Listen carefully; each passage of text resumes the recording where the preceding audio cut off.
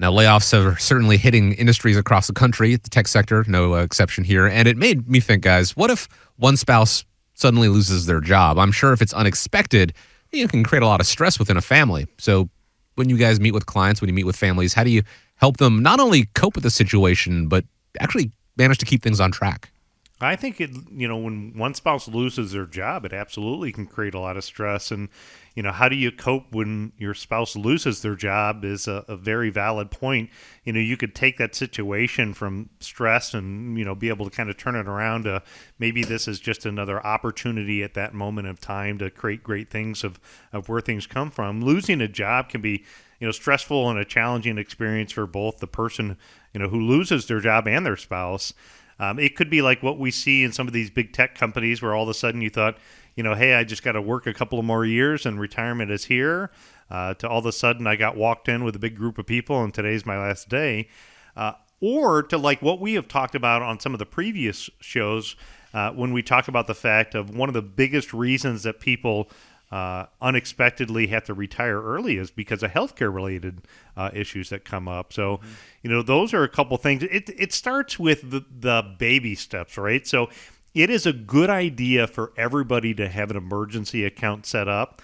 So those sound principles of core financial planning, of having 6 months worth of income set aside makes a lot of sense. So if you're not in that situation now, but you don't have 6 months worth of income saved up, start working on that. Take a bucket of money and identify that. If you have that 6 months of money, it can give you a little bit of breathing room, right? You can take a deep breath, relax. You have some money set aside for emergency.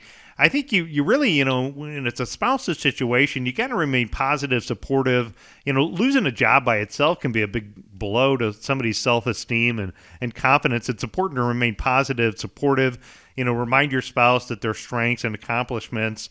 Continue to reassure that spouse, let them know that you've got them, and there's going to be other opportunities as you kind of go through some of those difficult times. Then you want to start reviewing your finances. So when you're reviewing your finances, you want to be careful on what you do, such as going into your 401k and just taking an immediate withdrawal without thinking about your age or the tax consequences. Depending upon your age and how you take the withdrawals out, you could have mandatory tax withholdings. You can have additional 10% early withdrawal taxes because of your age if you don't meet certain thresholds. There can be things that can be done, and it's not to say that maybe your 401k can't help you bridge some of the gap, but it's just, again, a matter of navigating some of those things so you don't get caught with some of those traps that are out there. Yeah.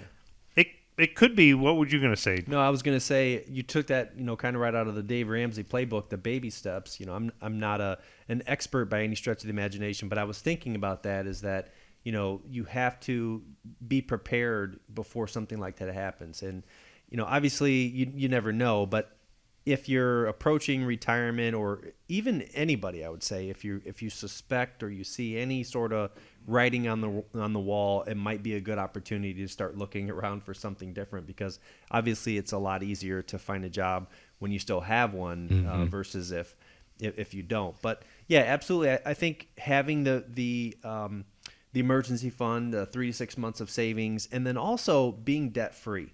I know that that's easier said than done, but we do talk about, I think one of the baby steps is the debt snowball, where paying off debt as quickly as possible, maybe retiring a mortgage early before you get into retirement, and just not taking on additional debt if you lose a job, if at all possible, because now you've just turned a difficult situation pretty much into a nightmare by borrowing into it. So, yeah. Yeah, then going back to like what you were talking about, looking at for, job opportunities. So if you were a couple of years out and you were maybe planning on retiring in 5 years, maybe you were planning on retiring down south. So maybe this is an opportunity where you could look for the different opportunities. We had somebody that was in our neighborhood, great friends for a long time.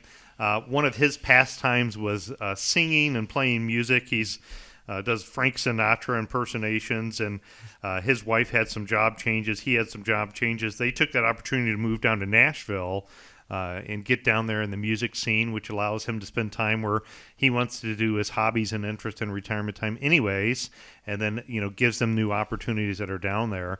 when you're thinking about things like health insurance, so you have to look at, do you have the option to go on the health insurance of the other spouse? If the other spouse isn't working, then maybe you need to seek the advice of somebody who can help navigate the affordable health care and how the health care works, which is what here that Scott Kirshner does with America's Medicare Associates. Kind of, again, focusing on all of these things. But again, I would tell you, take a deep breath. Everything will work out. It's a matter of, I think, if you want to have somebody help navigate and guide you through this environment, that's where working with a financial professional can kind of help get you through this. Just remember that losing a job is a temporary setback, and with support, determination, and effort, your spouse can definitely find a new job and, again, continue to regain that financial security.